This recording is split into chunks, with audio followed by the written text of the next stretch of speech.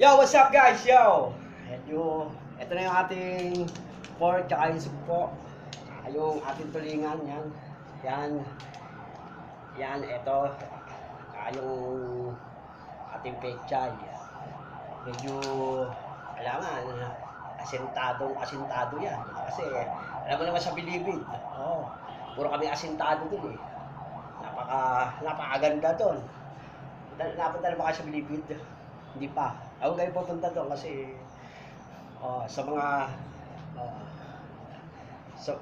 sa mga lumalaban lang sa digmaan yun. Parang World War II, yan, yung mga gospel. Masarap doon dahil matututo kayo ng gospel doon. Tututo kayo mag-Bible at ng activities, livelihood nandun.